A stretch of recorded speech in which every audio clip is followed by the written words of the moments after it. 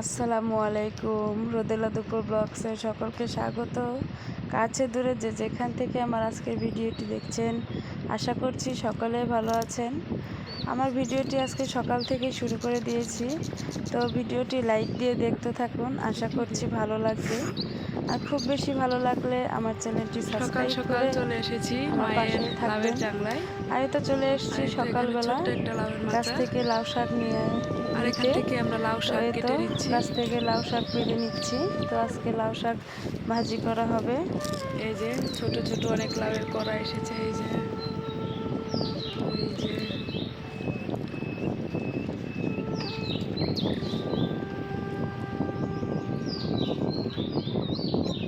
গ্রামের এই দৃশ্যটাই বেশি ভালো লাগে, আর এই শাকগুলো খেতেও খুব মজা। একদম গাছ থেকে পেড়ে তরতাজা রান্না করলে খুব মজা লাগে।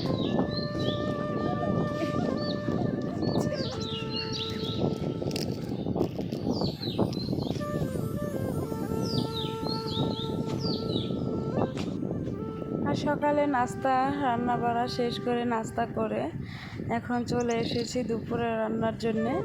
আর আজকে আমাদের বাড়িতে অনেক মেহমান দাওয়াত করা হয়েছে, তো সবাই আসবে, সেই জন্য সবাই হাতে হাতে কাজগুলো করে নিচ্ছি। তো এখানে আমার দুই বড় মা, আমার ছোট ননদ, আমার ছোট বোন সবাই মিলে কাজ করে নিচ্ছি।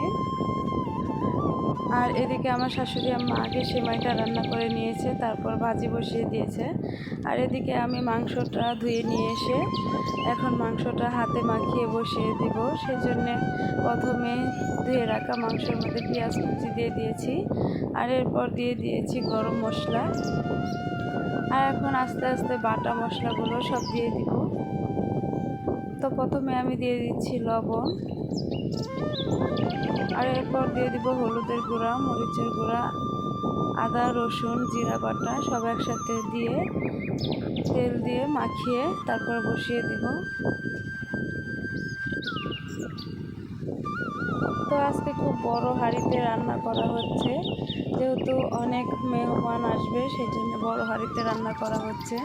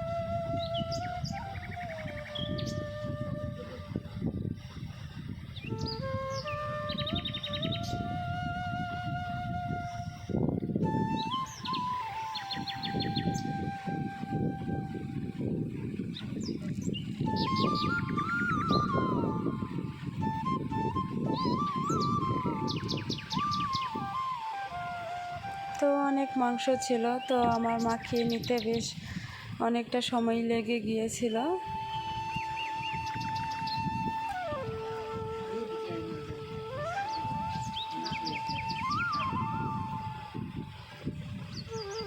আর এরপর এই তো চুলায় আগুন ধরে এখন বসিয়ে দিয়েছি মাংসটা রান্না করার জন্য।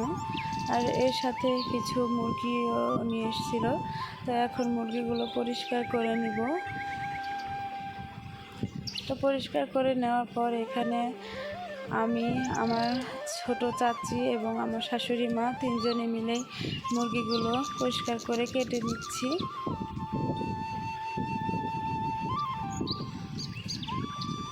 আর আমাদের বাড়িতে এরকম ছোট ছোট বড় যে কোনো অনুষ্ঠান আয়োজনে আমাদের বাড়ির সবাই এরকম হাতে হাতে কাজগুলো করে দেয়।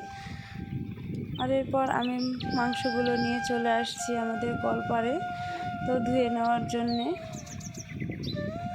ধুয়ে নিয়ে এটাও আরেকটা চুলায় রান্না করে নিব। তো এখন আমি বেশি করে পানি নিয়ে খুব ভালো করে ধুয়ে পরিষ্কার করে নিচ্ছি।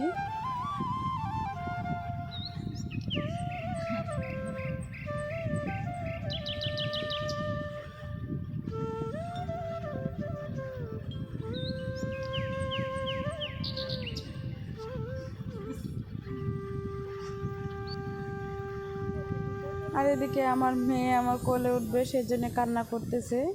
সে তার ভাইয়ার কোলে আছে আর সাথে আমার ছোট চাচাতো ভাই, সেও দাঁড়িয়ে আছে।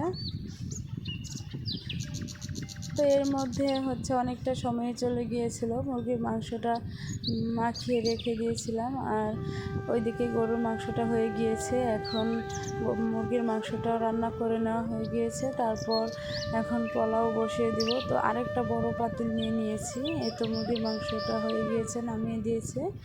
আর এটা ছিল গরুর মাংস।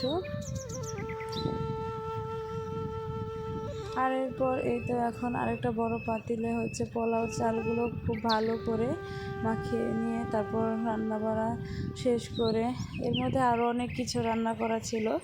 তো যেহেতু মেহমানও আসা শুরু হয়ে গিয়েছিল, তো বেশি ভিডিও করা সম্ভব হয়নি। আর এই তো আমরা সব খাবার দাবার রেডি করে নিয়েছি।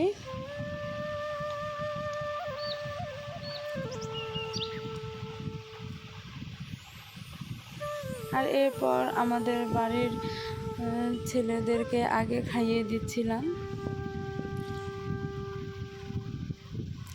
এর মধ্যে আমাদের বাড়ি ভরে গিয়েছিল মেহমানে। আমাদের আজকের ভিডিওটি পর্যন্তই।